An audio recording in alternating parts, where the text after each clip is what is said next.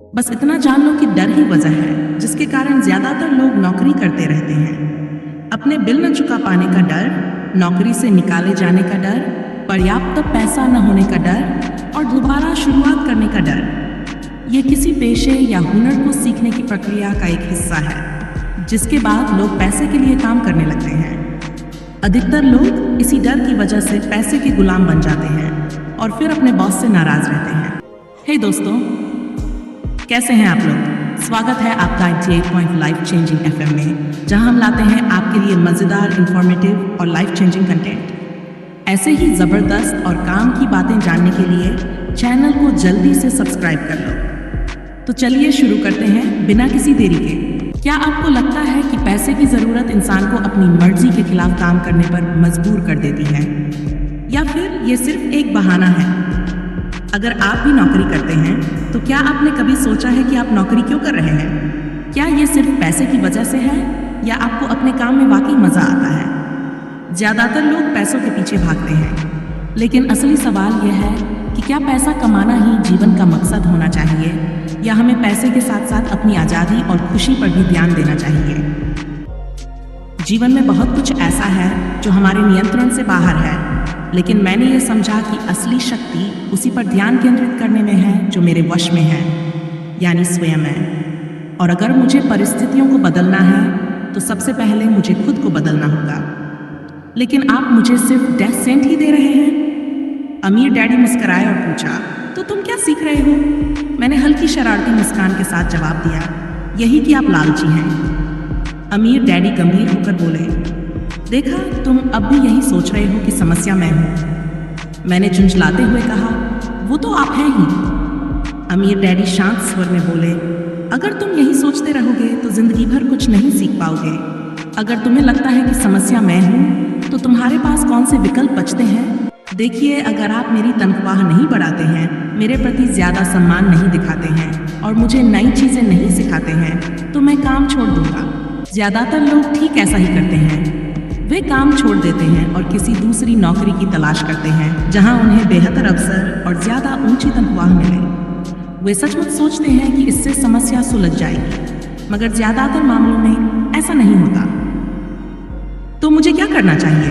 मैंने पूछा। बस 1 घंटे बदले डे सेंट की भीख ले लूं और मुस्कुराता रहूं? अमीर डैडी मुस्कुराए, बाकी लोग यही करते हैं।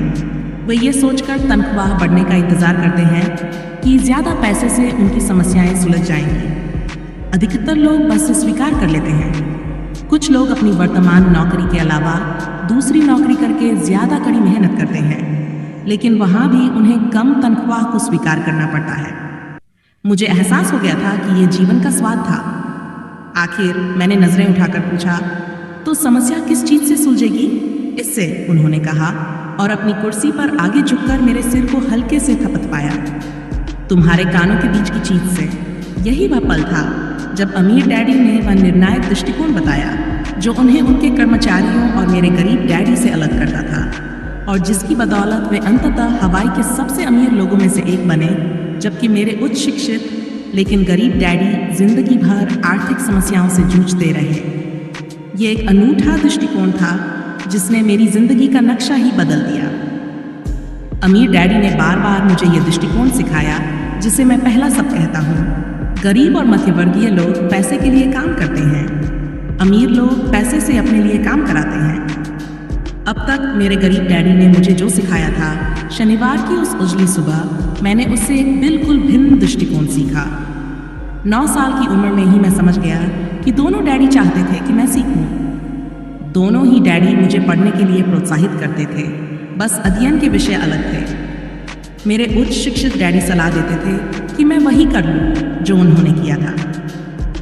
बेटे, मैं चाहता हूं कि तुम जमकर पढ़ाई करो, अच्छे ग्रेड लाओ, ताकि तुम्हें किसी बड़ी कंपनी में सुरक्षित नौकरी मिल सके। मेरे अमीर डैडी चाहते थे कि मैं ये सीखूं कि पैसा कैसे काम करता है, ताकि मैं इससे अपने लिए काम करा सकूं। ये सब का मैं किसी क्लासरूम के कारण नहीं, बल्कि उनके मार्गदर्शन के कारण जीवन भर सीखने वाला था। मेरे अमीर डैडी ने अपने पहले सबक को जारी रखते हुए कहा, मुझे खुशी है कि तुम $0.00 प्रति घंटे पर काम करने पर नाराज हुए।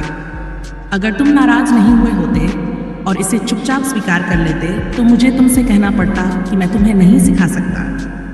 देखो, सचमुच सीखने में ऊर्जा, जोश और धधकती इच्छा की जरूरत होती है। क्रोध उस फॉर्मूले का एक बड़ा हिस्सा है, क्योंकि जोश, क्रोध और प्रेम का समन्वय होता है। जब पैसे की बात आती है तो अधिकतर लोग सुरक्षित रास्ता खोजते हैं और सुरक्षित महसूस करना चाहते हैं। इसलिए जोश उन्हें राह नहीं दिखाता है, उन्हें राह दिखाता है उनका डर। तो क्या इसीलिए वे कम तनख्वाह वाली नौकरियां करने के लिए राजी हो जाते हैं? मैंने पूछा। हाँ, अमीर डैडी ने कहा। कुछ लोग कहते हैं कि मैं कर्मचारियों का शोषण करता हूँ, क्योंकि मैं उन्हें शुगर प्लांटेशन या सरकार जितनी ऊंची तनख्वाह नहीं देता। मैं कहता हूँ कि लोग अपना शोषण खुद करते हैं। अधिकतर लोगों को अगर ज्यादा पैसा दे दिया जाए तो वे ज्यादा कर्ज में डूब जाएंगे। तो इसीलिए आपने 10 सेंट प्रति घंटे की तनख्वाह दी, मैंने मुस्कुराते हुए कहा। यह सबक का हिस्सा था। सही समझे, अमीर डैडी मुस्कुराए। देखो, तुम्हारे डैडी स्कूल गए और उन्होंने उत्कृष्ट शिक्षा इसलिए हासिल की ताकि उन्हें ऊंची तनख्वाह वाली नौकरी मिल सके, लेकिन उनके पास अब भी पैसे संबंधी समस्याएं हैं, क्योंकि उन्होंने स्कूल में पैसों के बारे में कभी कुछ नहीं सीखा। इससे बढ़कर वे पैसे के लिए काम करने में यकीन करते हैं। और आप नहीं करते? मैंने पूछा। नहीं, सचमुच नहीं, अमीर डैडी ने कहा। अगर तुम पैसों के लिए काम करना सीखना चाहते हो तो स्कूल में सीखो। ऐसा करना सीखने के लिए उससे बढ़िया कोई जगह नहीं है। लेकिन अगर तुम ये सीखना चाहते हो कि पैसे से अपने लिए काम कैसे कराया जाए, तो ये तुम्हें मैं सिखाऊंगा, परंतु तभी जब तुम सीखना चाहो। क्या हर कोई इसे नहीं सीखना चाहता? मैंने पूछा। नहीं, अमीर डैडी ने कहा।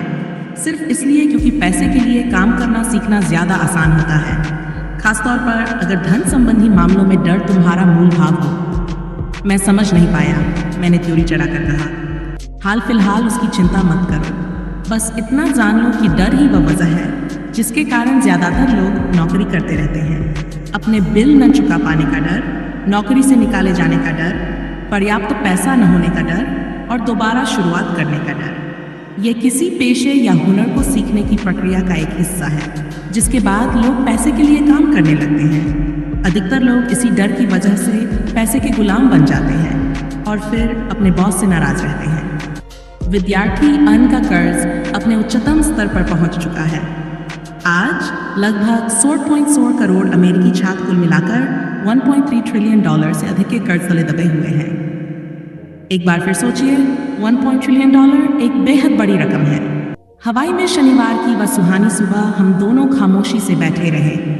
मेरे दोस्त लिटिल लीग बेसबॉल मैच खेल रहे थे, लेकिन किसी कारण से मैं खुश था कि मैंने 10 सेंट प्रति घंटे पर काम करने का निर्णय लिया था। मुझे एहसास था कि मैं कुछ ऐसा सीखने वाला हूँ जो मेरे दोस्त स्कूल में कभी नहीं सीख पाएंगे। सीखने के लिए तैयार हो? अमीर डैडी ने पूछा। बिल्कुल, मैंने मुस्कुराते हुए जवाब दिया। मैंने अपना वादा निभाया है, मैं तुम्हें दूर से सिखा रहा हूँ, अमीर डैडी बोले। 9 साल की उम्र में ही तुमने इस बात का स्वाद चख लिया है कि पैसे के लिए काम करना कैसा लगता है।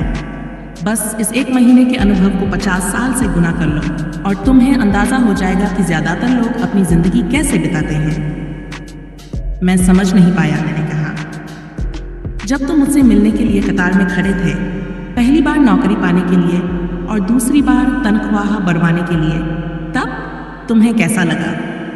बहुत बुरा, मैंने जवाब दिया। अमीर डैडी बोले, अगर तुम पैसे के लिए काम करने का निर्णय लेते हो तो तुम्हारी पूरी जिंदगी इसी तरह गुजरेगी।